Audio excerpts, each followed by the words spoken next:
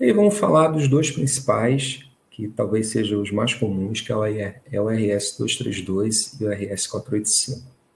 O RS-232, ele é muito usado para controladores, né? Antes aí da gente ter o USB, era um dos mais usados, e até hoje, em automação, é muito comum você encontrar equipamentos que utilizam esse protocolo. Então, primeiro, pessoal, o que é a automação? O que é a comunicação serial? Esse nome vem porque você faz a comunicação de cada unidade da sua informação, né? Ou seja, o seu bit, ele vai um atrás do outro, ele vai em série. Por isso que a gente chama de comunicação serial. Pessoal que é um pouco mais experiente aí, né, que faz que nem eu, assim, que pinta o cabelo de branco para ganhar respeito, deve lembrar aí da porta paralela dos computadores, né? Antigamente a gente tinha a impressora que era ligada na porta paralela. E o nome era esse, paralelo, porque ela mandava os 8 bits de uma vez só, em paralelo. E a porta serial não, a porta serial ela manda um bit atrás do outro, em série. Por isso que a gente chama de comunicação serial. Então, vamos falar aqui de uma comunicação serial genérica. Para eu ter uma comunicação, eu preciso, no mínimo, de dois elementos. Um é o transmissor e o outro é o receptor. Então, a gente vê aqui na esquerda, deixa eu tentar colocar aqui, beleza. Aqui na esquerda eu tenho o meu transmissor e na direita eu tenho o meu receptor.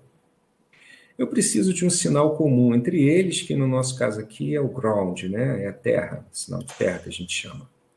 E o meu transmissor, eu tenho um pino que eu chamo de TX, de transmissor, e ele vai ser ligado ao pino RX lá do receptor. Bom, então eu tenho o transmissor, eu tenho o receptor, e agora eu preciso de um padrão.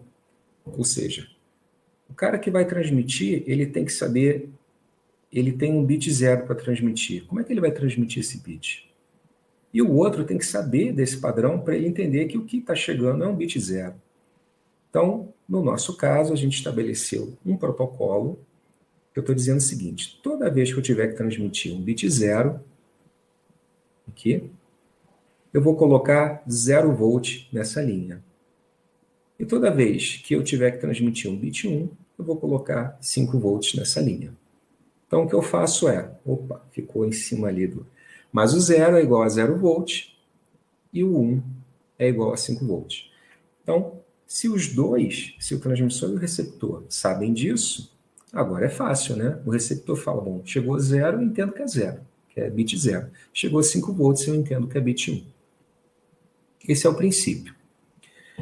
E aí vem o RS-232. O RS-232, ele define isso, né, os níveis de tensão, mas define também a taxa de transmissão. Então, 9.600 bps significa para a gente bits por segundo. Então, a gente pode ter várias faixas de transmissão, normalmente aí de 300 bps a 115.200, mas existem valores padronizados, né? 9.600 é um valor muito comum, significa que eu consigo transmitir 9.600 bits por segundo.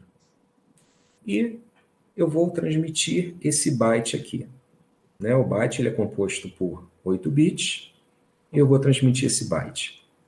Esse byte ele tem o bit menos significativo aqui e o mais significativo aqui. Significa que isso aqui vale 1, esse aqui vale 2, esse aqui 4 e assim por diante. Então eu vou transmitir esse byte. O que eu faço? O RS-232 ele define o seguinte: o repouso é 5 volts. Eu tenho o meu transmissor e o meu receptor, e se eu não tiver nada para transmitir, eu estou em repouso, o transmissor coloca 5 volts na linha. Isso é interessante pelo seguinte, né? Porque a gente pode pensar assim, bom, intuitivamente, se não tiver nada a transmitir, eu coloco 0, não tem nada. Mas por que é bom você botar os 5 volts? Porque o receptor, recebendo 5 volts, tá lá, 5 volts direto, ele sabe que não tem nada para receber e ele sabe que o transmissor está vivo. que não houve quebra. Imagina, né? Você tem aí um cabo ligando o transmissor e o receptor, e se esse cabo quebrar, né, vai ficar zero o tempo todo. O transmissor vai transmitir aqui e o receptor não vai receber nada. E aí ele não pode nem saber se houve um erro. No caso, se o repouso for em 5 volts e, opa, de 5 caiu para 0, mas está eternamente em 0, isso é um erro. Aí eu posso acender um LED, eu posso sinalizar, ó, o meu transmissor morreu. Então, a condição de repouso em 5 volts ela é bem estratégica, digamos assim. E aí tá bom. Aí a primeira coisa que eu tenho que fazer é o seguinte: eu tenho que mandar o que a gente chama de start, seria o start bit. O start bit ele não faz parte da informação que eu estou tendo que transmitir, mas ele é um aviso do transmissor para o receptor, ó, vou começar a transmitir agora. Isso também tem a ver com o que a gente chama, vou só falar assim por alto, tá? Vocês podem pegar esse termo aí e depois procurar aí no Google para ter um pouquinho mais de detalhe, mas a gente também tem o que a gente chama de transmissão síncrona e transmissão assíncrona. A transmissão síncrona, além do dado que eu estou transmitindo, existe um outro sinal comum que sincroniza o receptor e o transmissor, tá? Não necessariamente precisa ser um cabo, precisa ser um outro pino, né? Porque existem técnicas que você pode modular isso junto com o seu dado. Mas é coisa bem mais complexa, mas é a questão do conceito. Quando você tem RS-232 e RS-485, não existe um sinal comum entre os dois de sincronismo. Então, como eu vou saber que eu comecei a transmissão se eu não tenho um sinal comum? Eu uso o meu start bit. Então, estava em repouso 5 volts, caiu para 0, o receptor fala, opa, vai começar a transmitir. Aí esse é o sinal para ele, é o start bit. Depois de um tempo definido, no nosso caso aí são 104 microsegundos, eu começo a transmitir. 104 microsegundos é o tempo de duração de um bit. Como é que eu sei isso? É fácil. Se eu pegar e dividir 1 pela taxa de transmissão, eu tenho o tempo em que o meu bit fica... Eu tenho a duração do meu bit. Né? Para eu transmitir 9.600 bits por segundo, cada bit pode durar no máximo 104 microsegundos. Então, esse tempo de 104, ele tem a ver com a minha taxa de transmissão. Se a minha taxa de transmissão for maior, o tempo do bit é menor. Então, mais uma vez, tanto o transmissor quanto o receptor tem que saber qual é a taxa de transmissão, para eles saberem qual é o tempo em que aquela informação vai durar. Tá? Então, passou 104 microsegundos, aí sim o meu transmissor começa a transmitir o byte efetivamente. Então, ele vai transmitir 1. Esse 1 aqui, pessoal, é o menos significativo. Tá? Depois ele vai transmitir, depois de 104 microsegundos, ele vai transmitir 1 novamente. Depois ele vai transmitir 1 novamente. Repara a importância do receptor saber qual é a duração do bit. Porque, olha só, o receptor, ele estava em 5, ele estava enxergando 5 volts, ele veio para 0. Depois de 104 microsegundos, ele voltou para 5 volts e ele continuou em 5 volts até aqui. Então, não houve nenhuma transição aqui. Como é que o meu receptor sabe que eu estou transmitindo 3 bits aqui? Né? Isso porque ele sabe que a cada 104 microsegundos existe um valor diferente. Nesse caso aqui, é um valor igual, porque é 1, mas é um outro bit. Então, ele começa a contar aqui. Opa, iniciou 104 microsegundos, vai vir um novo bit. 104 microsegundos, vai vir um novo bit. 104 microsegundos, vai vir um novo bit. Então, ficou esse tempo todo em 5 volts, ele sabe que são 3 bits de valor 1. Depois, o meu transmissor tem que transmitir um 0, então ele vai jogar a tensão para 0. Depois de 104 microsegundos, ele joga para 1 novamente, depois deixa em 0 e depois deixa em 1. E depois ele transmite o meu stop bit. O stop bit é para marcar também o final da minha transmissão, né?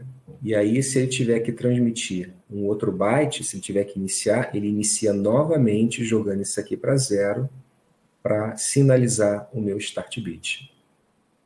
Então, isso é o que define o RS-232.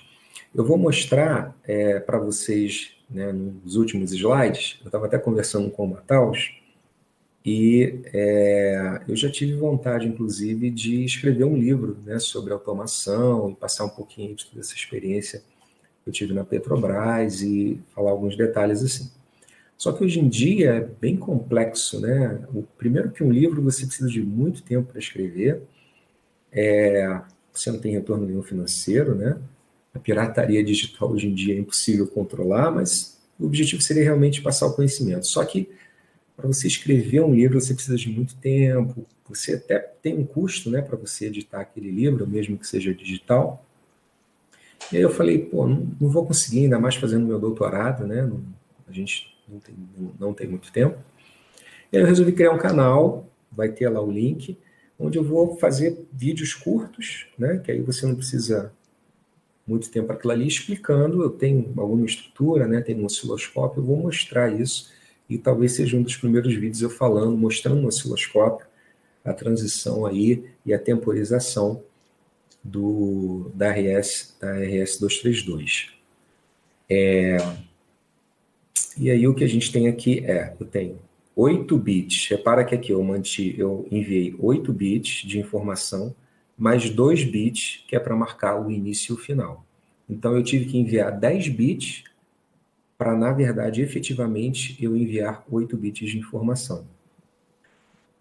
Esse excesso, não é bem um excesso, né? O que a gente chama de overhead, né?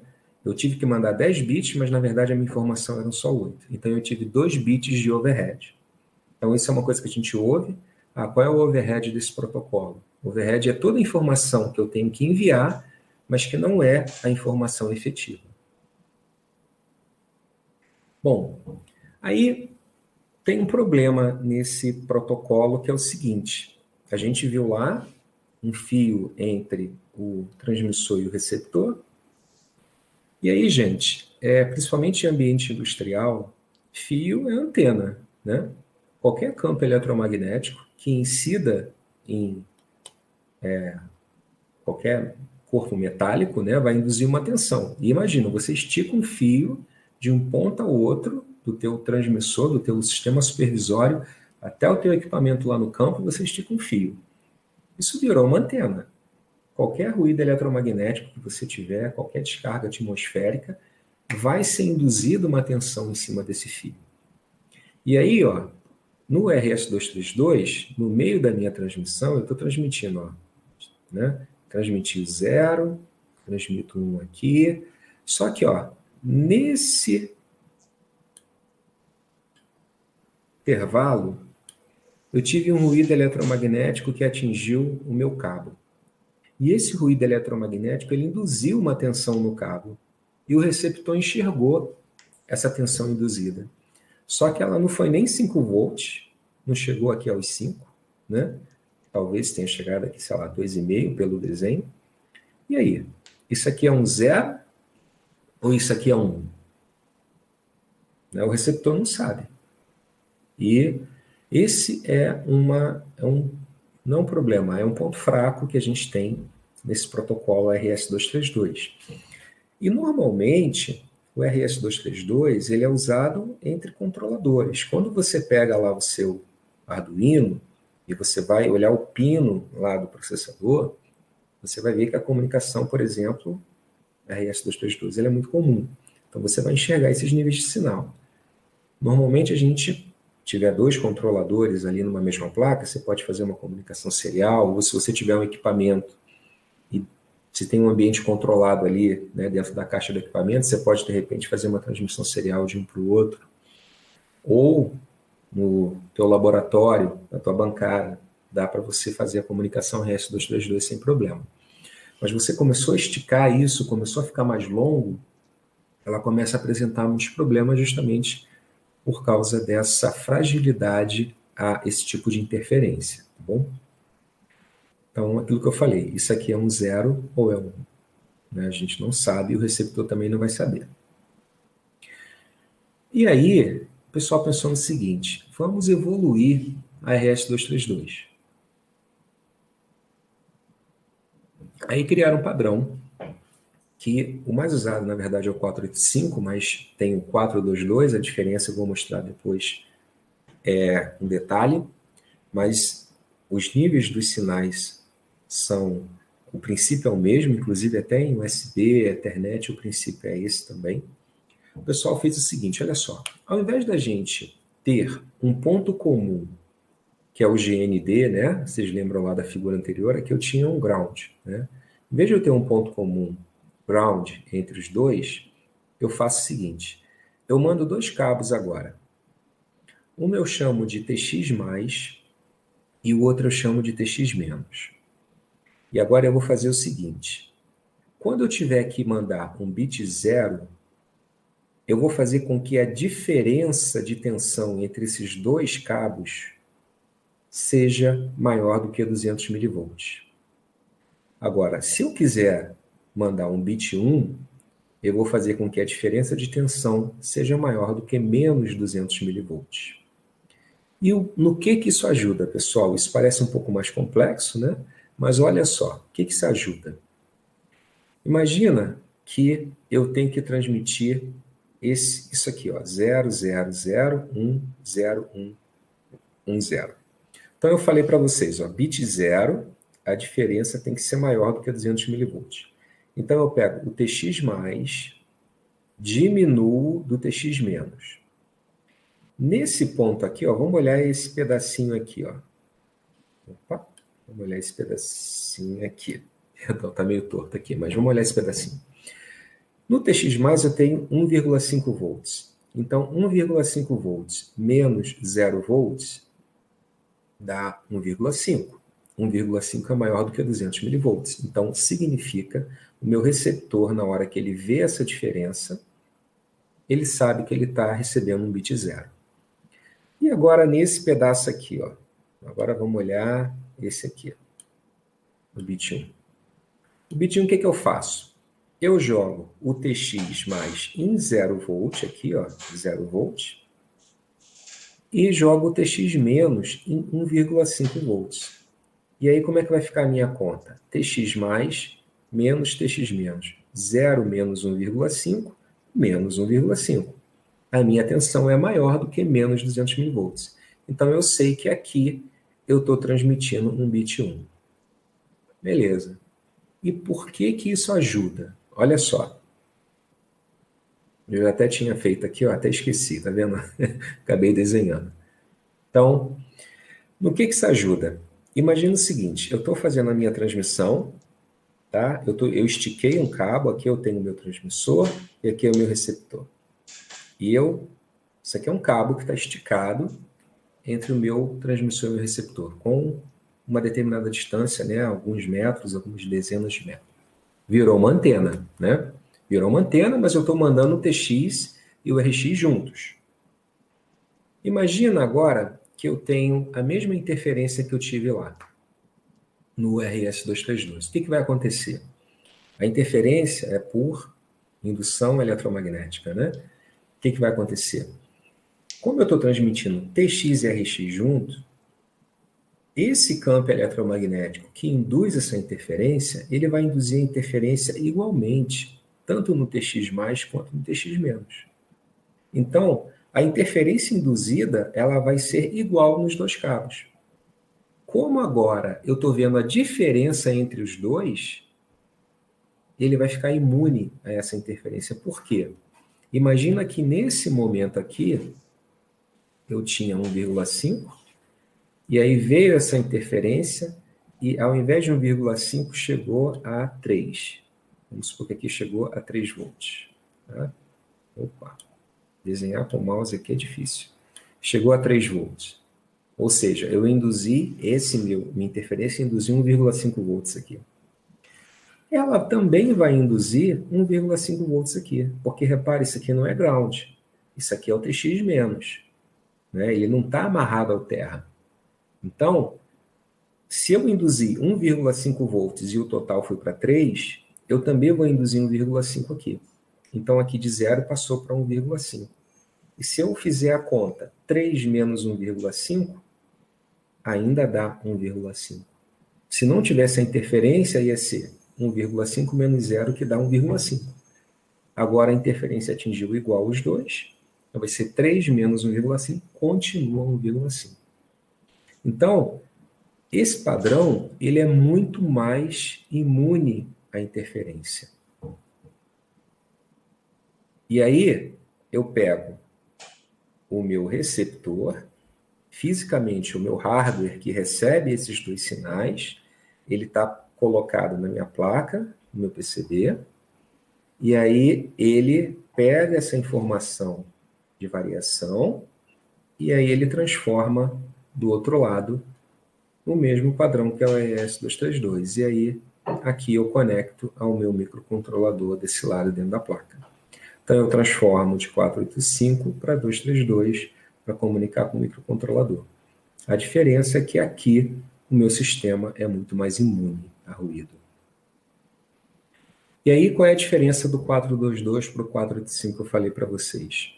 O 422, eu posso ter um transmissor e até 10 receptores. E o 485, que é o mais comum, o nó, ele pode ser receptor e também pode ser transmissor, né?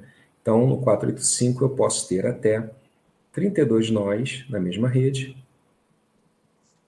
que podem ser transmissores ou receptores. É claro que ele só funciona como, né? Ele está ocupando o meio é um só. Então, se tem alguém usando aquele meio, um deles está transmitindo, os outros estão escutando. Num outro momento, né, eu tenho um nó 0, ele transmite, todo mundo escuta. Em outro momento, o nó 1 transmite e os outros escutam. Então, ou você está transmitindo, ou você está recebendo. Mas cada nó pode ter as duas funções. E por uma questão de casamento de impedância, isso aqui é um assunto que tem a ver aí com reflexão, né, de onda e etc. É um assunto até bastante complexo, mas a gente precisa ter um terminador no final da nossa linha para quando a gente usa o RS-485, né? Isso aqui é uma coisa que a gente tem que observar às vezes também na hora que a gente está montando a nossa rede. E aí, pessoal, a gente vai ver lá na frente, que como eu falei para vocês, RS-485 talvez seja um dos mais comuns até hoje para muitos equipamentos, inclusive equipamentos industriais, né, de, sei lá, modernos, alguns ainda usam o 485. Então,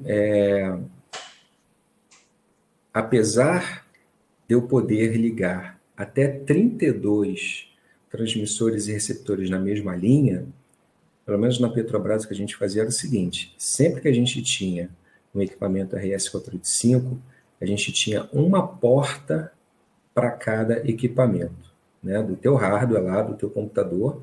Se eu tivesse 5 equipamentos falando RS-485, eu tinha 5 portas diferentes.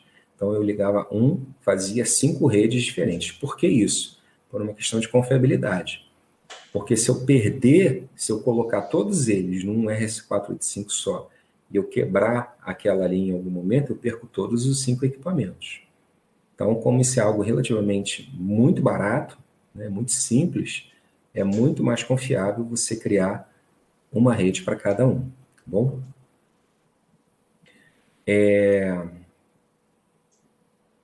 Então, vamos comparar aí. O RS-232, ele tem um modo de operação que a gente chama de desbalanceado. Por que é desbalanceado? Porque os dois cabos, né, os dois pinos comuns que eu tenho que ter entre transmissor e receptor, um é sempre terra, sempre. E o outro é que eu mando o meu sinal. O 482, Perdão, o 422 é muito número, né? O 422 e o 485, ele usa um modo que a gente chama de diferencial, porque é aquilo que eu falei. Eu tenho a diferença entre os dois sinais. Então, isso a gente chama de modo de operação diferencial. O RS-232, ele é ponto a ponto. Se eu tenho um transmissor, eu tenho um receptor no final. É claro que esse receptor ele também tem um outro pino de TX, então ele manda a informação de volta, mas em pinos diferentes. Então, é 1 para 1. O RS-422 eu posso ter um transmissor e 10 receptores, e o 485 eu posso ter 32 transmissores e 32 receptores. Apesar daquilo que eu falei para vocês, a gente também usa 1 para 1 por uma questão de confiabilidade. E aí, ó, aquilo que eu falei para vocês também em relação à imunidade a ruído. RS-232 eu posso ter aí 15 metros no máximo. A partir disso, eu começo a ter uma série de dificuldades, uma série de erros de comunicação. O 422 e o 485, eu já consigo 1,2 km. Então, em geral, isso aí é mais do que suficiente para eu instalar na minha área industrial. E é óbvio que eu posso usar também cabos com blindagem, e aí eu aumento mais ainda a imunidade ao ruído. A imunidade ao ruído também tem a ver com a velocidade de transmissão. Porque a velocidade de transmissão, reparem só, o 232 ele tem um máximo de 160 mil bits por segundo. E o 422 e 485 vai até 10 megabits por segundo. Né? Por que tem a ver com a velocidade de transmissão? Quando eu mando um bit atrás do outro, né? O pior caso, em termos de transição, é se eu tiver que mandar 01, 01, 01 o tempo todo. Então, todo momento eu estou fazendo uma transição na minha linha. Transição na linha é frequência, né? Ainda mais sinal quadrado, eu tenho aí harmônicos, né, de ordens elevadas que é uma boa ideia também para botar lá no canal, explicar direitinho essa questão de harmônico, de composição de onda. Quer dizer o seguinte, se eu tenho um cabo muito comprido, a capacitância desse meu cabo ele aumenta. Se a capacitância aumenta, ele filtra mais as frequências mais altas. Se ele filtra mais as frequências mais altas têm uma atenuação maior, né? Então eu consigo mandar ela numa distância menor do que uma frequência mais baixa. Então o que eu estou dizendo para vocês é o seguinte, eu suponho aí um cabo de 1.200 metros. Aí eu aplico na ponta desse cabo um sinal de 160 kHz. Eu vou medir esse sinal no final do meu cabo, ele vai ter uma intensidade.